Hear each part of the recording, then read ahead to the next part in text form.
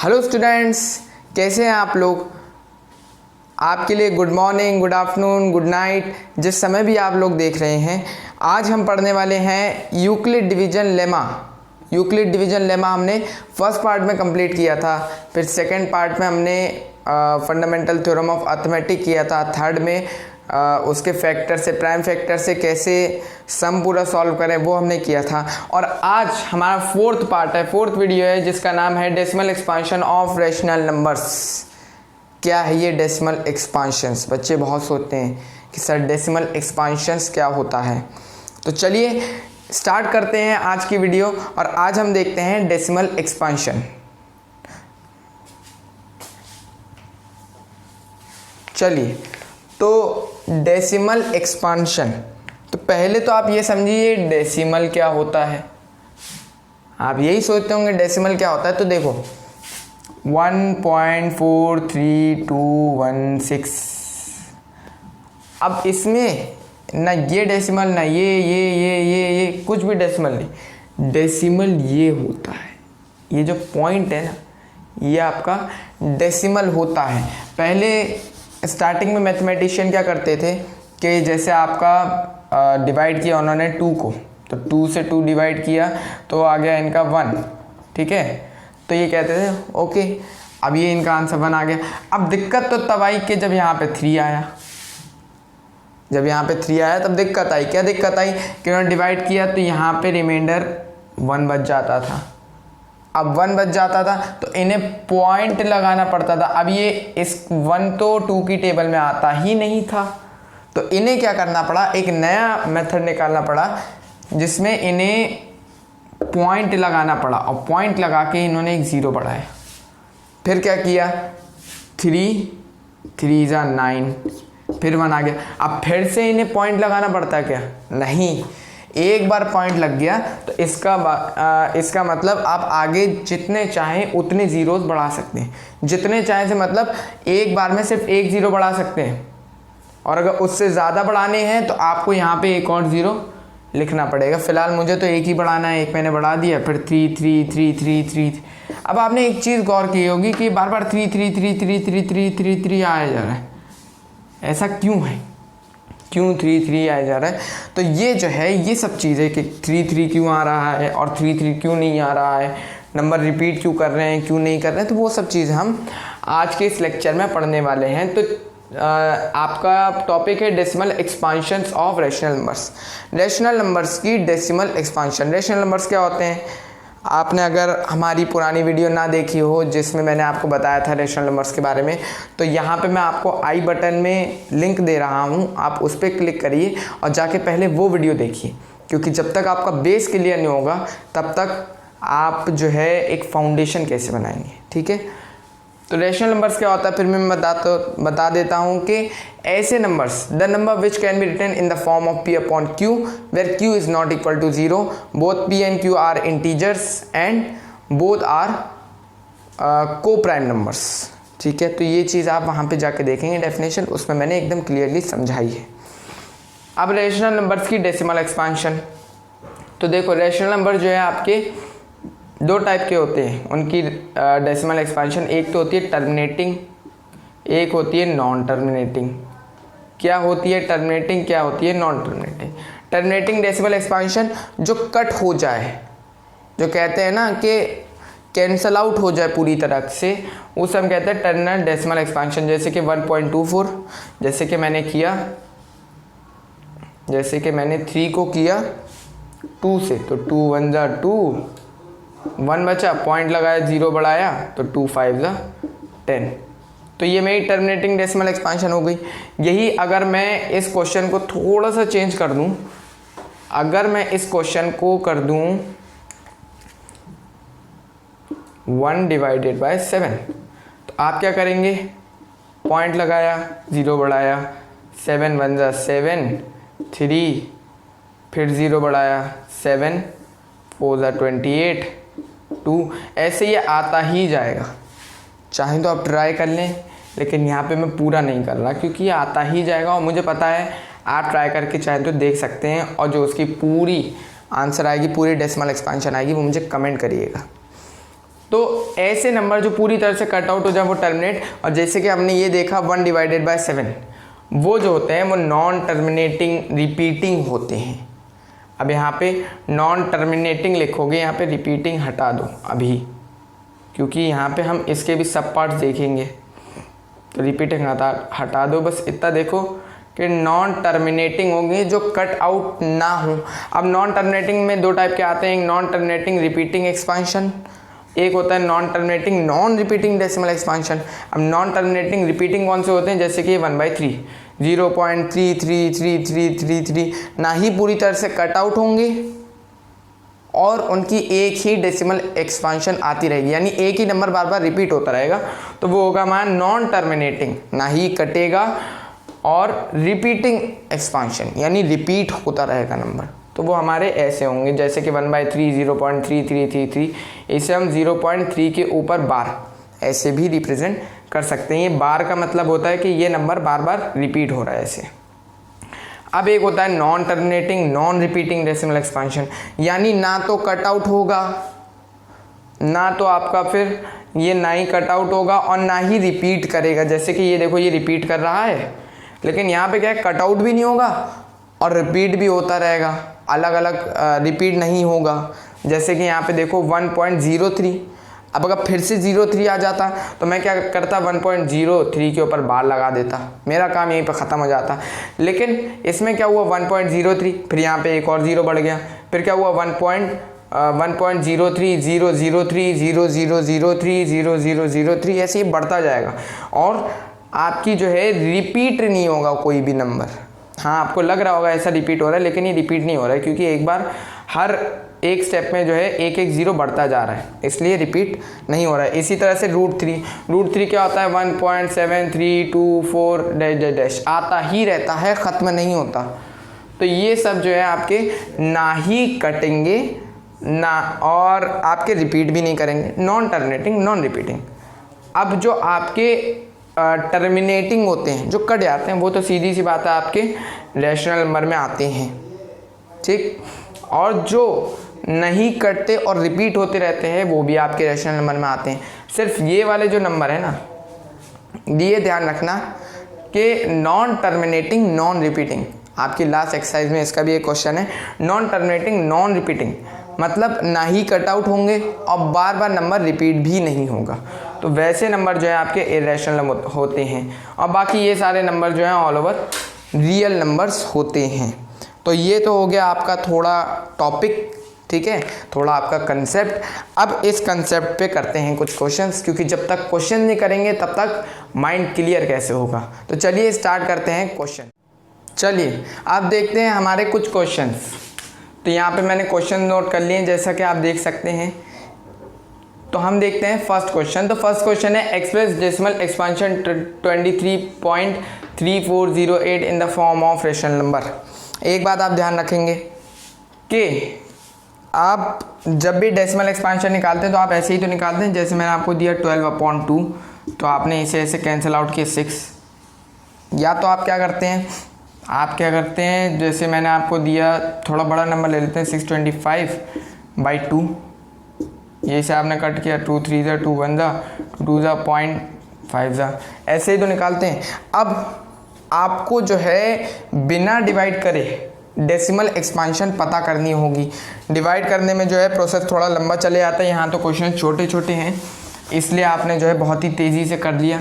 But जब ये divide जो है बड़े आ जाते हैं तो सिर्फ डेसिमल एक्सपांशन निकालने के लिए इतना बड़ा डिवीज़न करना एक बेवकूफ़ी होती है। तो उसके लिए क्या होता है, एक मेथड होता है।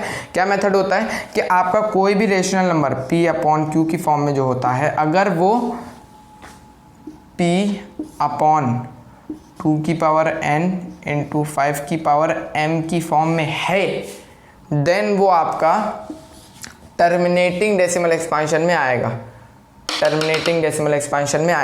अदरवाइज अगर इस फॉर्म में नहीं है, डिनोमिनेटर जो है Q जो है इस फॉर्म में नहीं है, तो नॉन टर्मिनेटिंग डेसिमल एक्सपांशन में आ जाएगा।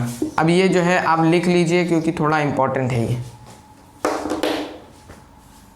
लिख लिया? चलिए करते हैं।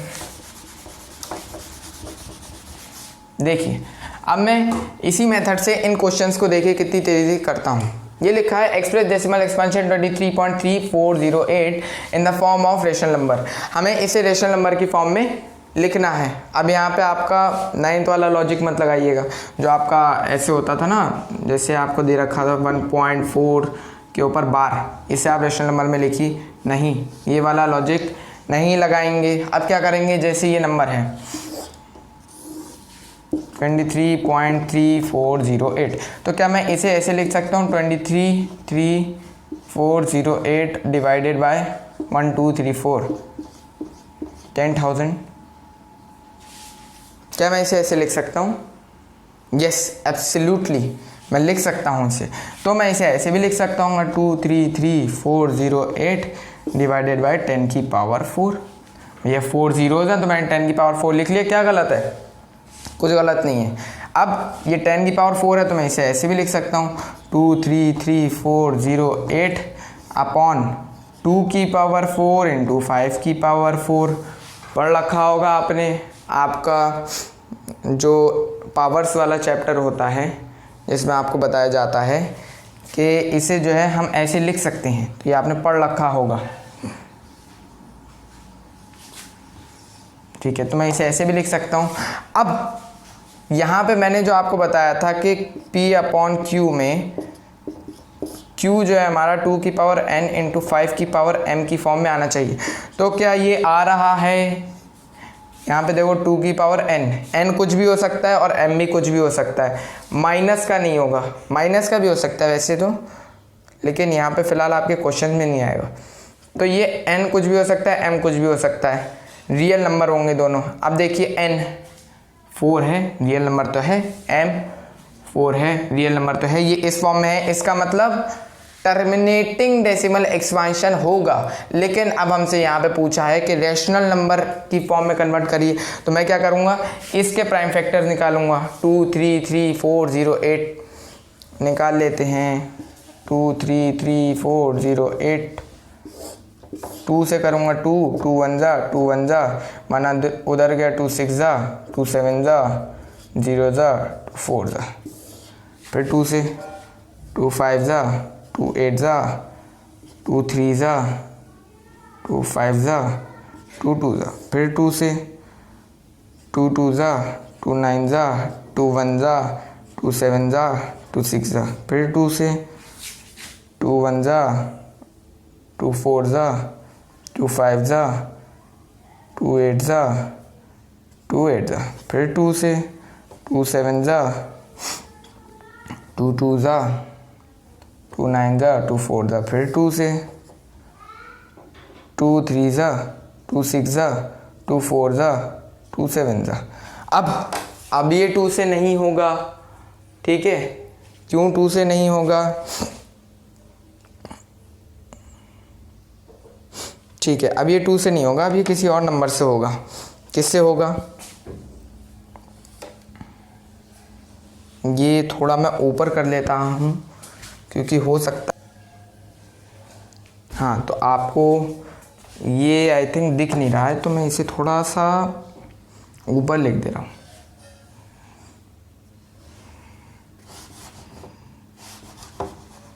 फिर से करना पड़ेगा इसे।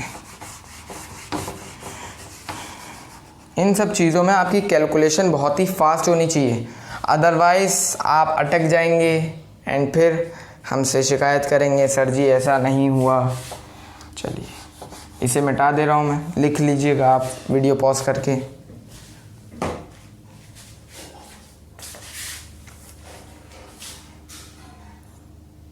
थोड़ा सा जो है इसे डेसिमल एक्सपांशन, अब मैं इधर कर ले रहा हूँ 233408। अब इसे करते हैं, बहुत स्पेस मिल गया। 2 से 2 1 जा 2 1 जा 2 6 जा 2 7 जा 2 0 जा 2 4 जा 2 5 जा 2 8 जा 2 3 जा 2 5 जा 2 2 जा 2 2 जा 2 9 जा 2 1 जा 2 7 जा 2 6 जा, फिर 2 से 2 1 जा 2 4 जा 2 5 जा 2 8 जा 2 8 जा, फिर 2 से 2 7 जा 2 2 जा 2 9 जा 2 4 जा, फिर 2 से 2 3 जा 2 6 जा 2 4 जा 2 7 जा। अब 2 से नहीं होगा, क्यों नहीं होगा? ये अब लास्ट वाला जो नंबर है ना, ये देखेंगे, जब तक ये लास्ट वाला नंबर 2 के डिविजिबल में है तब तक तो 2 से होगा। अब यहाँ पे तो 7 2 के डिविजिबल में है नहीं, तो अब इसे क्या करूँगा मैं, 3 से करके देखता हूँ। 3 से होगा 9,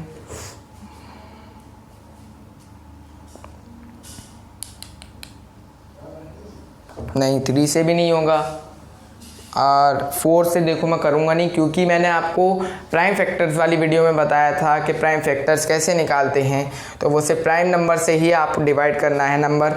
अब मैं इसे 5 से करूँगा, क्योंकि 3 से तो कर चुका हूँ, 5 से भी नहीं होगा। 6 से करूँगा, 6 से क्यों करूँगा, 6 तो आपका प्राइम नंबर होता ही नहीं है। 7 से करूँगा, 7 5 जा 35, 1 उधर गया, ठीक है 7 से हो जाएगा, 7 5 जा 35, ठीक है 1 उधर गया, 7 2 जा 14 और 7 1 जा 7। हो गया कि नहीं?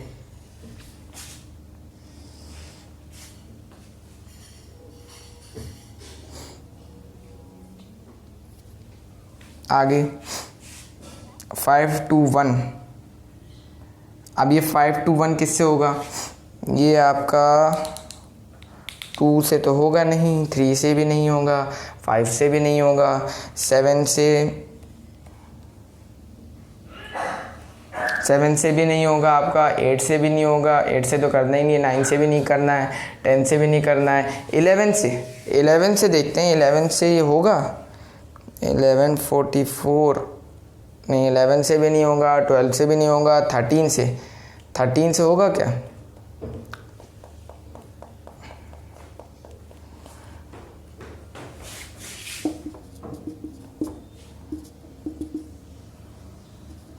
नहीं 13 से भी नहीं होगा, 13 से भी नहीं, फिर आपका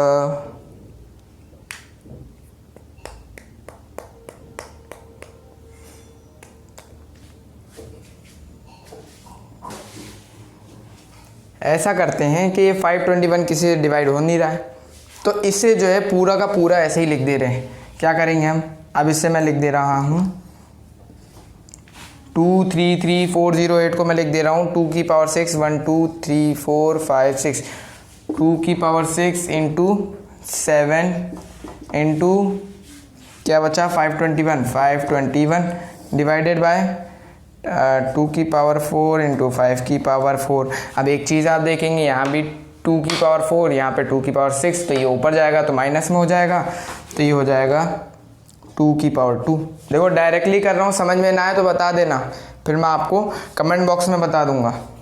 इंटू 2 की पावर 2 इंटू 7 इंटू 5 21, हम नीचे बच गया 5 की पावर 4।